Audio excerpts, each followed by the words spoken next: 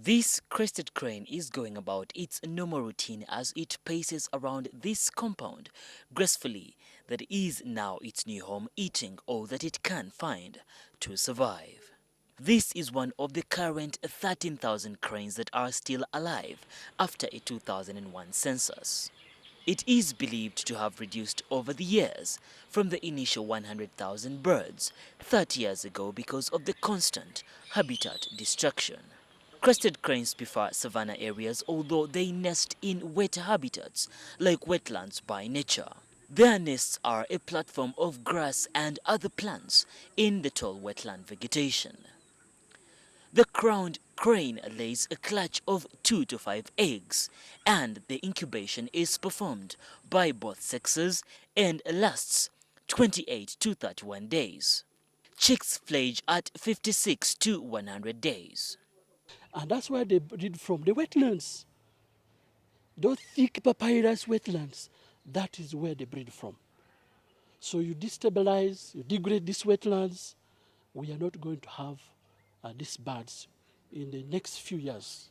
Many wetlands have been encroached on by developers who have set up huge structures. These birds are now adapting to living on dry land, which has seen a slight change in their diet to insects and other invertebrates, reptiles, small mammals, as well as grass seeds. Basically, they feed on grains, seeds. Sometimes they feed on the insects. That's what they feed on. Like in eastern Uganda, there's a lot of millet. So you find people have cleared wetlands and are growing, for example, rice. And that's what they feed on. There's a lot of millet there. But of course, the population has now come down, even in eastern.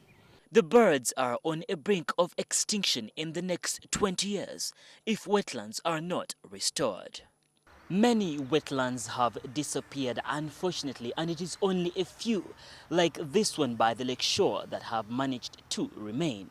Now, these happen to be the breeding grounds for the crested cranes, but unfortunately, due to some traditions that believe in love potions, they always come and fish out the eggs that they use because of the monogamous and lifetime bond that the cranes have, thinking that they will also achieve the same.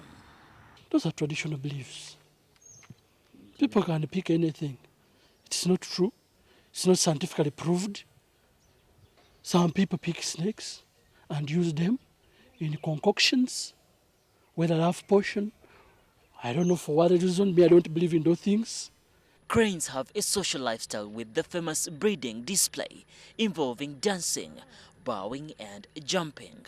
They have a booming call which involves inflation of the red gila sac and also making a honking sound to impress their partners. And they use this dance to attract the pattern. The pattern. And this binds them together. It binds the other partner together. The sexes are similar in their physical appearance, although males tend to be slightly larger.